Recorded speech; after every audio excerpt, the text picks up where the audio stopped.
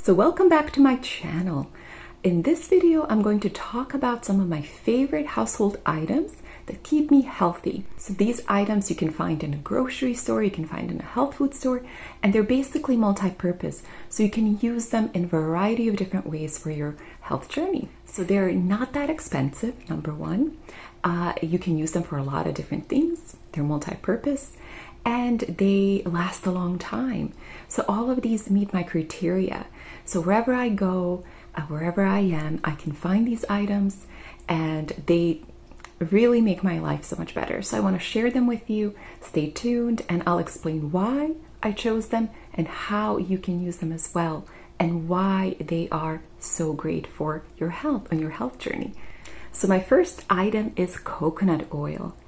So this coconut oil, what's really important is that you buy organic and virgin or extra virgin. So the reason why is because when you find organic items, you know that they haven't been denatured, they haven't been messed around chemically or processed, and they contain the most integrity in terms of all the benefits that are useful for you. So you always go with items that are not laden with chemicals or preservatives, and you can ensure that with the organic label.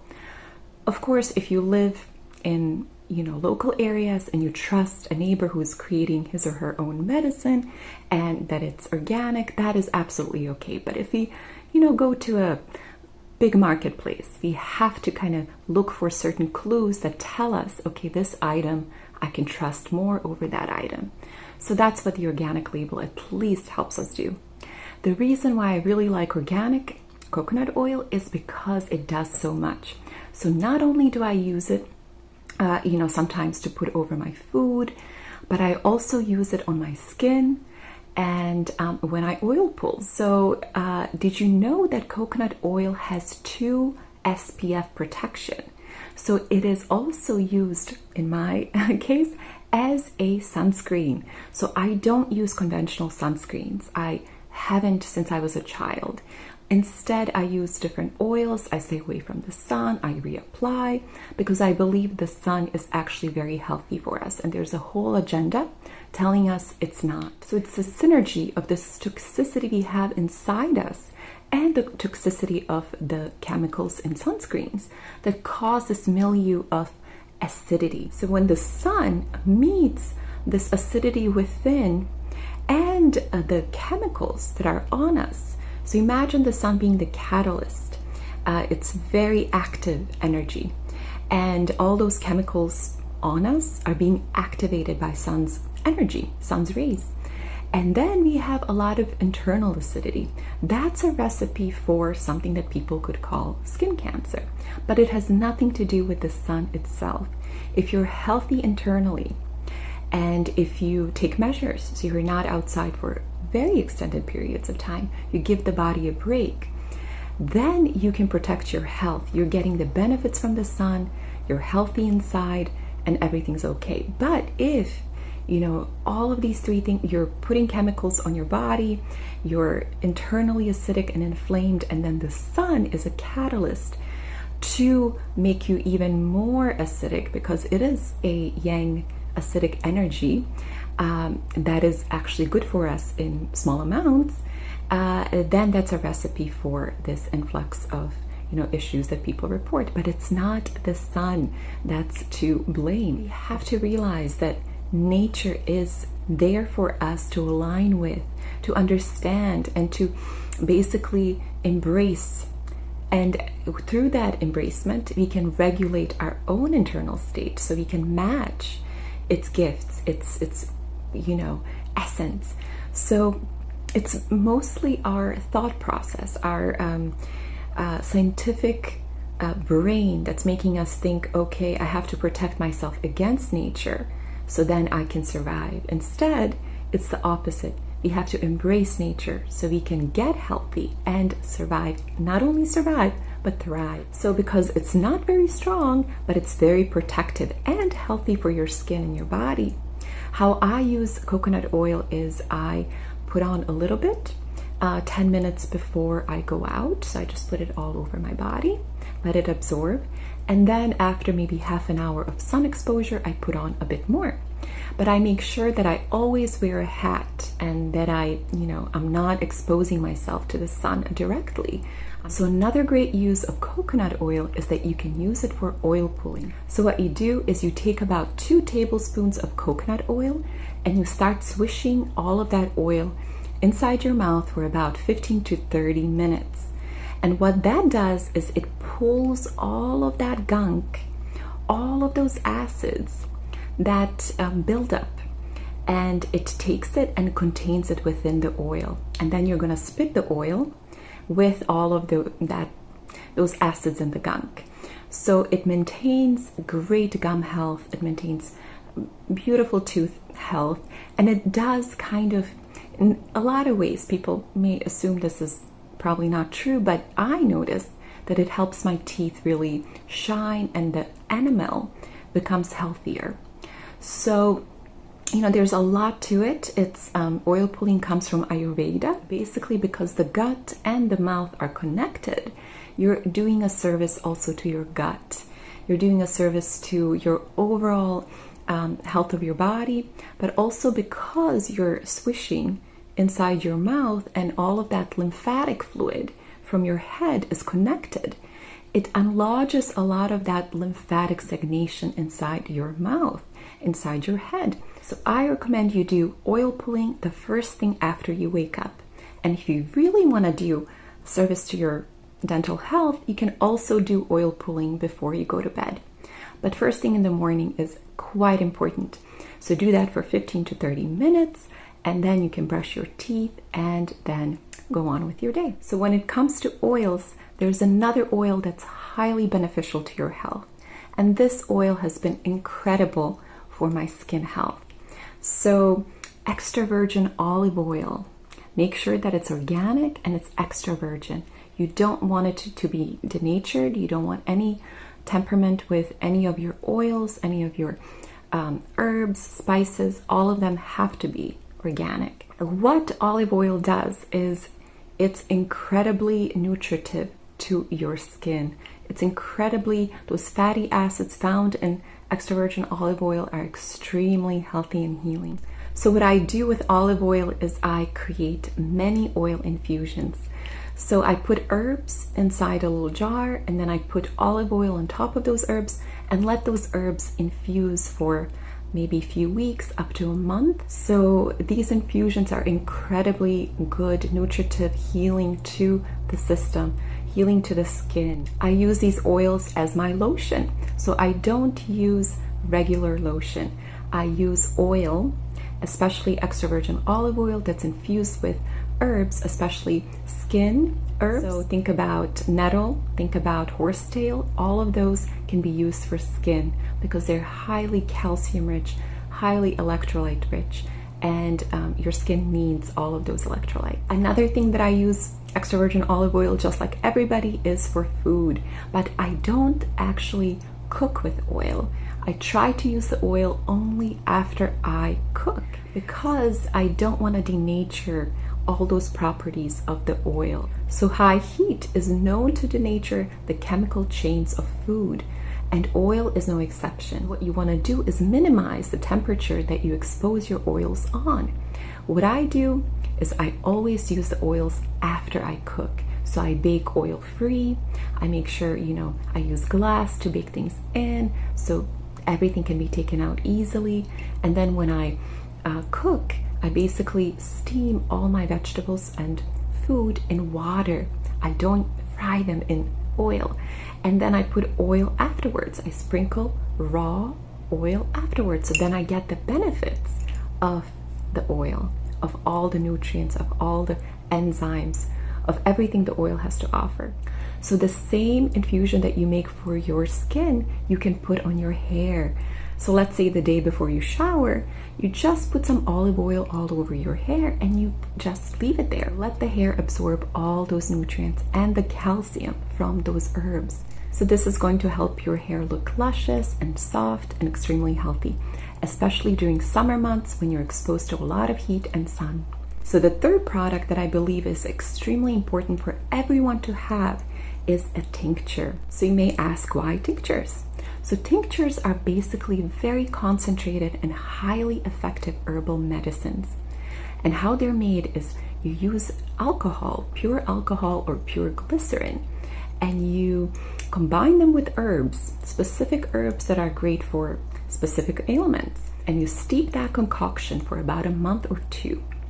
And what happens is all of those nutrients and benefits, the highest benefits of the plant, are going to be suctioned out because alcohol and glycerin are very solvent. So tinctures are basically concentrated benefits of all the herbs. And the way you use them is you put about a half or 2 halves, so a whole dropper, inside your tea every morning. Make sure it's hot. And while it's hot, you put in your tincture. So if you're using alcohol tinctures, which are highly powerful, so if you want benefits quickly, you use alcohol. If you're not sure about the alcohol, or you are helping your child and you're giving it to your child, maybe glycerin would be better. So why alcohol? Well, alcohol tinctures are more beneficial because they act faster and they contain more of the plant's herbal extract.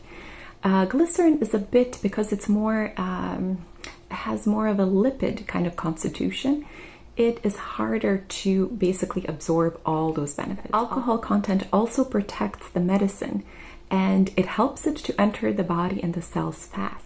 And if you use tinctures in a way that I believe they should be used, then you can even eliminate some of that alcohol influence. And that can be done if you make herbal tea in the morning, and then you put your tincture inside the herbal piping hot tea. And because the tea is really hot, it's going to interact with the alcohol content of the tincture and evaporate that content. What's going to be left is going to be mostly the herbal content. So that's how, if you want the highest concentration of the benefits of herbs and you want the alcohol tincture, that's how you can use it and not be afraid of what the alcohol content could do. So my favorite tincture is a kidney tincture. So if you want to get better, if you want to release all of that waste from the body, if you want to get healthier, you have to prioritize the kidneys. The liver is an alchemical organ, meaning it converts toxic elements into less toxic elements, but it doesn't flush away the waste. It doesn't detoxify the way that kidneys do. The kidneys are a filter. So if you invest in a kidney tincture, you basically invest in your detoxification journey. You make sure that your kidneys are working, that your lymphatic system is healthy, and that any of that acidic, inflammatory waste can come out easier. The number one precondition for all diseases is high chronic inflammation. So when focusing on detoxification, it is the kidneys that you have to prioritize. The kidneys are your filters of your lymphatic system, of your waste, and so supporting them will also support the lymphatic system, and so then your body will always be getting rid of its waste correctly. All of its inflammation, all of its acids, all of these things have to be constantly taken care of so your body can thrive and not become degenerated due to these acids staying stagnant. So the kidney function helps get rid of a lot of this inflammation, the stagnancy, and supporting your kidneys is the number one goal in health and when it comes to detoxification. So the next item is an essential oil. So what essential oils are, they're basically concentrated essences of different compounds in nature. So they could be peels, they could be barks, they could be flowers, any compound with oils that's extracted by an extraction process. That could be a chemical process, that could be a natural process. That's why it's always important to get organic essential oils. So when we think of essential oils, we may think using more is better. It's the more compounds we put on us or in front of us or we smell, we're going to get healthier. But nothing could be further from the truth. They are a tool in healing. So as anything such as tinctures, herbs, anything we discussed today, those are all tools. They're not curative agents by themselves. All of these tools elevate our body's awareness, our cellular consciousness, and basically our capacity to heal and further elevate our body's energy levels. So it's not that any one of them is going to be curative. It's that all of them together, and then our mind, our emotions, and our diet are going to compound the effect of healing, which is holistic. So what essential oils do is they bring the essence of that flower, of that peel, of that plant, of that food, and in a concentrated form, so it can elevate our cellular function. So depending on the consciousness of that source and what our needs are, that can really work holistically to help us get better. So if our lymphatic system, for example, is stagnant, frankincense is a wonderful antidote to that, because it has those elements that help it move along, help the kidneys strengthen. So whatever our weaknesses are, we have to look for the compounds that are going to elevate and strengthen those weaknesses. So if we're looking for mental clarity, lemon is a wonderful, wonderful antidote to mental weakness.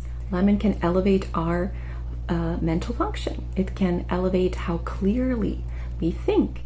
So that's how you can look at essential oils, as basically givers of something that you need. Herbs elevate our cellular consciousness.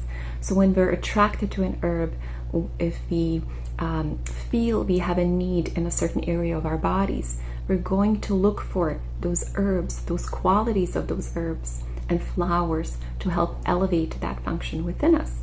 And so that's what essential oils do. And a little bit goes a long way. So one drop of an essential oil goes into a carrier oil, such as olive oil or coconut oil. It helps to deliver the oil to our skin, inside our skin, so we can absorb it, and it does it safely. So if you put a lot of this oil on our skin directly, it's going to irritate our skin because this oil is highly concentrated.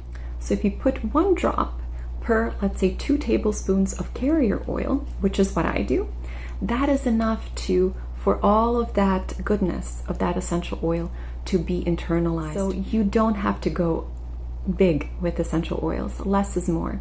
And you also don't have to use necessarily any essential oil to get the benefits from it. What I do is I essentially, no pun intended, just sniff it on a daily basis.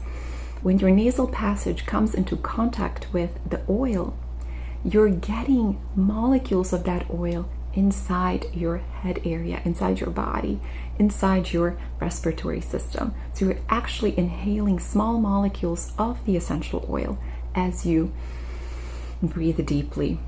And that is extremely healing.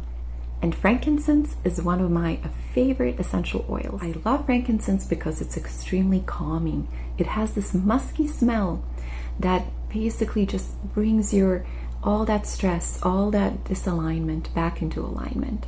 It's extremely good for the lymphatic system. It's extremely beneficial to the kidneys. So it's wonderful for detoxification.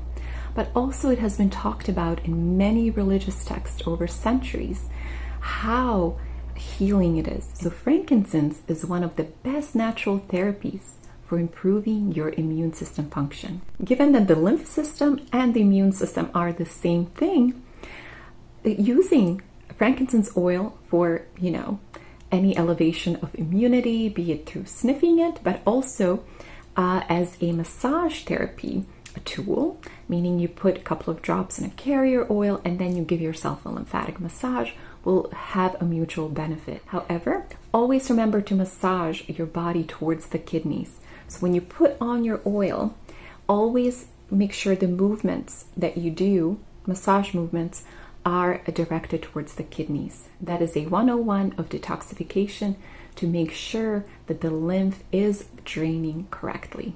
And my last product is baking soda. So baking soda is extremely multi-purpose and is one of my favorite things that I use on a daily basis. So I use baking soda not only as a scrub for my skin, I also use it as a deodorant with coconut oil and as a body wash because it's so alkaline, it's extremely non-abrasive, it doesn't have any chemicals, and it's so pure. Another reason why I love showering with baking soda is because baking soda is protective. So if you feel any energetic pull, any negativity, anything in your aura that needs to be cleansed, baking soda has that capacity because it's so alkaline. Like salt, it's protective in nature. So you're cleansing your aura when you shower with baking soda. So not only does the baking soda help physically maintain a very healthy skin membrane, and if you have skin issues, to correct them, to make sure that they're not going to get infected. It helps to protect you and your energy and your aura.